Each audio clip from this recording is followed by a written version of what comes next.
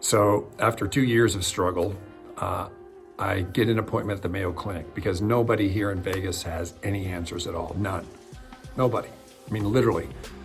The cardiologist, one of the cardiologists I saw, I went to 3 of them, but one of them I saw, and two guys did, one guy did my surgery and one guy was my cardiologist, and those 2 guys were like, hey, you're fine. They didn't say I was fine, but they had no answers and they didn't care to look, quite frankly. It was really sad. So I had seen another cardiologist, and he had done it's called a heart cath. They went up there and they checked things out, and my heart was a little weak, but he said, you know, there's something going on with you, but I don't know what it is. And this guy's name's Dr. Badato here in Las Vegas, and he's awesome. He was the only guy that made me sense, quite frankly. And he said, there's something called amyloidosis, but I don't know a lot about it.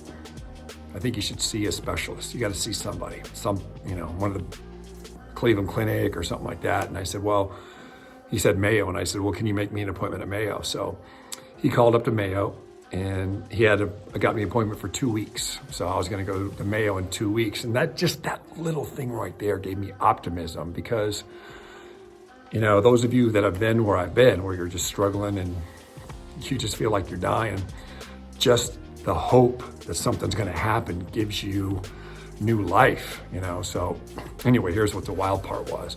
So I had an appointment at Mayo for about 2 weeks in the future.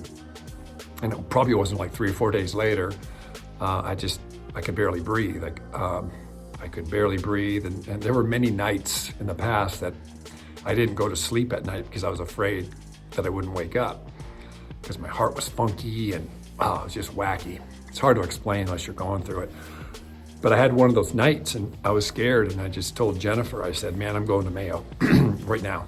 I had booked a flight, red-eye flight from Vegas to Minneapolis, Minnesota, and flew into Minneapolis and drove a car an hour and a half to Rochester, and literally went into the emergency room.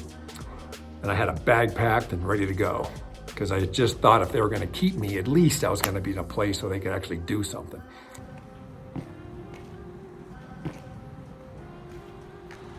So here I am at the Mayo Clinic emergency room. I'm about to walk in and hopefully get some answers prior to my return on the 10th.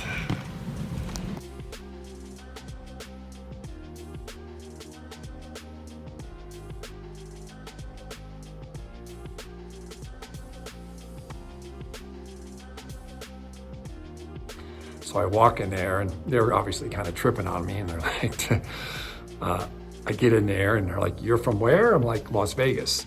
And you just came to the emergency room? And I'm just like, just roll with me, would you?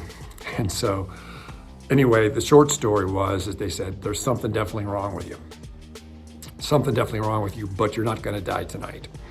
They said, you have an appointment at Mayo, right? I said, I do. They said, well, you keep your appointment because there's something wrong with you, but we can't keep you here because it's not an acute situation. You're not gonna die tonight. So even though it was weird, I felt great about it because at least I knew I wasn't gonna die that night. And so that was it. I went to a hotel, spent the night, and just went back home, and then that was it. I mean, I was going back to Mayo in like 10 days, and that was the start of my journey. But when you get to that point where, when you think you're just gonna die and you have no solutions and nobody's giving you any answers, you just do whatever it takes. That was me just getting on that flight and making it happen, because I had been through everything, and I see how people, they get tired. They get tired and they just wanna quit.